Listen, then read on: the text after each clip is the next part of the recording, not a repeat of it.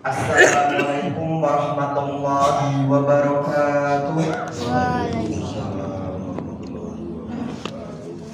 Alhamdulillah wa kafa, wassalatu wassalamu ala rasulillahi mustafa wa ala alihi wa sahbihi wa mawafaq.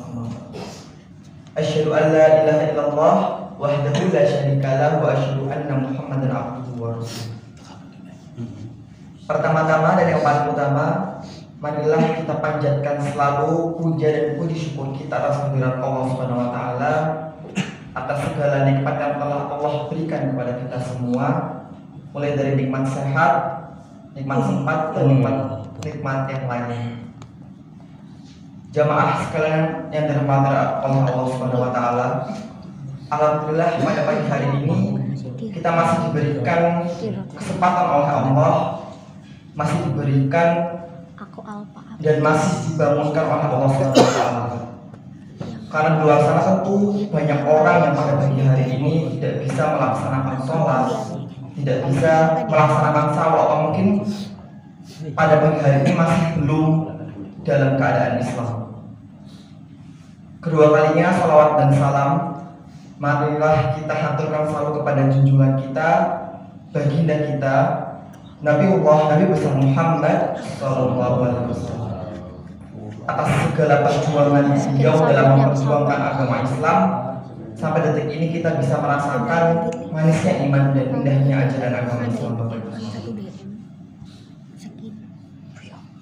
Di penghujung terakhir bulan Ramadan, pada kesempatan pagi hari ini saya ingin menyampaikan sebuah kultum tentang keharusan berdakwah bagi setiap muslim.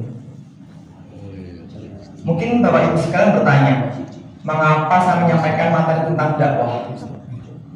Karena saya ingin hadirin sekalian memiliki pandangan yang lebih luas tentang dakwah.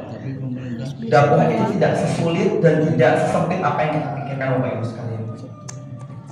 Banyak dari kita yang ketika mendengar kata dakwah mungkin akan langsung berpikir tentang seorang ustaz, orang-orang yang mungkin pandai dalam ilmu agama, habis itu dia kultum atau pidato di depan yang membawa nilai-nilai agama. Tentu pengertian tersebut tidak salah, Bapak Ibu, tapi sangatlah sempit. Sekali lagi saya bilang pengertian tersebut sangatlah sempit. Karena dakwah itu lebih luas dan lebih besar dibandingkan hanya sekedar kultum di atas mimbar. Kita akan kembali ke pengertian dari dakwah itu sendiri, Bapak Ibu sekalian. Dakwah berasal dari kata da'a yad'u da'watan, yang artinya menyeru atau mengajak. Jadi dapat disimpulkan bahwasanya ketika kita menyeru atau mengajak seseorang untuk berbuat baik, maka kita telah melaksanakan dakwah, Bapak Ibu sekalian.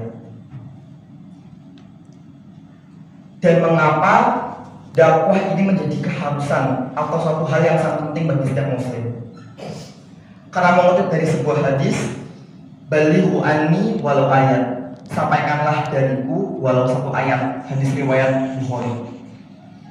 Dari hadis itu kita dapat menyimpulkan bahwasannya Rasulullah memerintahkan kita untuk menyampaikan apa yang telah kita terima kepada orang lain.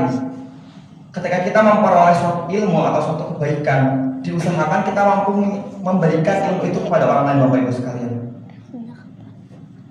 Dan dengan dakwah ini, Islam dapat sampai kepada kita semua. Bayangkan jika tanpa adanya dakwah, tanpa adanya ajaran-ajaran dari orang-orang terdahulu seperti Islam masuk di Indonesia itu lewat Wali Songo, kita tidak mungkin bisa merasakan indahnya ajaran agama Islam. Maka dari itu, untuk melestarikan Islam untuk generasi-generasi selanjutnya, maka diperlukanlah dakwah sebagai media penyampaian agama Islam, Bapak Ibu sekalian. Pada zaman Rasulullah, dakwah seringkali dilakukan oleh para sahabat dengan berbagai cara. Kalau sahabat yang berkelebihan harta seperti Abu Bakar, maka beliau berdakwah dengan cara banyak berzakat, banyak bersedekah, berinfak kepada orang-orang yang tidak mampu. Itu adalah cara berdakwah dengan menggunakan harta. Atau mungkin jika sahabat memiliki istilahnya kekuatan yang lebih layaknya Umar, Maka berdakwah dengan cara apa? Dengan cara berperang, Bapak Ibu sekalian. Itu adalah salah satu media dakwah pada saat Rasul. Atau ada sahabat yang memiliki kemampuan dalam bersyair atau dalam menuliskan sesuatu, maka mereka berdakwah dengan media itu. Lalu bagaimana para sahabat yang pada masa Rasul tidak memiliki kemampuan semuanya, dia tidak kaya, dia tidak pandai berperang, tidak pandai membuat syair dan bersyair. Apa yang dia lakukan? Yaitu dengan mengajak kepada kebaikan dan mencegah dari kemungkaran, amar ma'ruf nahi munkar.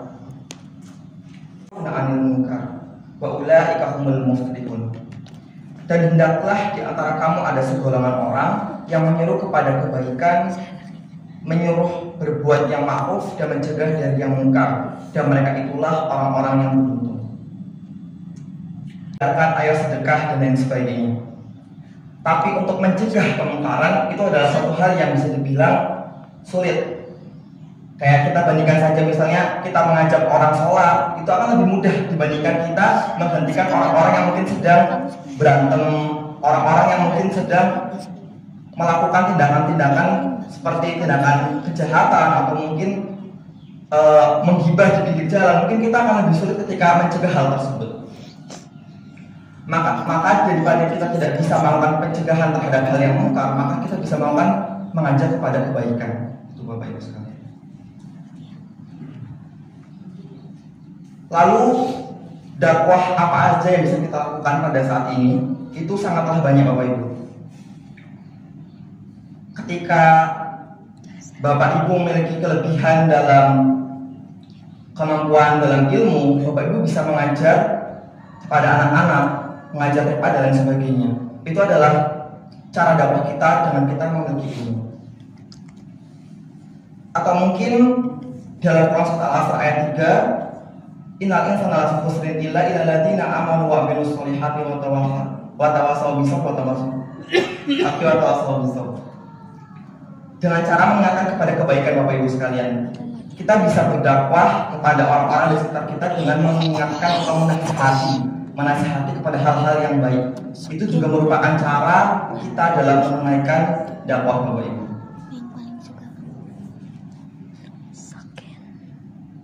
Dan yang terakhir, kalau misalnya sekarang di zaman dimana media itu sangat berkembang Bapak Ibu sekalian, dan banyak sekali orang-orang di luar sana itu memanfaatkan media handphone untuk media dakwah. Dan mungkin di sini untuk bapak-bapak ibu yang sudah memiliki handphone bisa menjadikan HP-nya itu sebagai media dakwah. Dengan cara apa? Dengan cara misalnya bertemu dengan penggalan-penggalan hadis, atau mungkin ada kisah-kisah Nabi yang di-share di grup-grup WhatsApp. Biasanya itu bisa di-share ke dalam satu Bapak Ibu sekalian. Jadi itu menjadi salah satu media dakwah yang bisa dibilang mudah, karena kita tidak perlu mengatakan, tidak perlu berbuat terlalu banyak, hanya tinggal meng-share, tapi kita bisa melakukan dakwah kepada orang-orang di sekitar kita.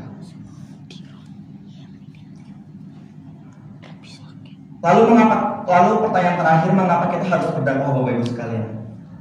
Apa manfaatnya? Dakwah kita bisa jadikan sebagai salah satu kunci atau bisa dibilang jalan singkat, jalan singkat untuk menuju ke surga. Kenapa demikian? Karena misalnya Bapak Ibu melakukan dakwah dengan cara mengajak untuk mengajak anaknya buat ngaji di Al-Azhar gitu misalnya.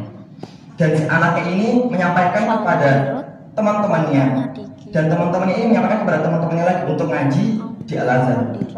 Maka hal tersebut bisa menjadi amal jariah jika terus dilakukan berulang-ulang. Maka dari itu dakwah bisa menjadi kunci atau bisa menjadi jalan pintas untuk kita sama-sama menuju surganya Allah Subhanahu wa taala. Mungkin itu saja yang bisa dapat saya sampaikan pada pagi hari ini. Jika banyak salah kata, saya mohon maaf sebenar-benarnya. Nun wal qalam wa may yasturun fasabiqul khairat. Assalamualaikum warahmatullahi wabarakatuh.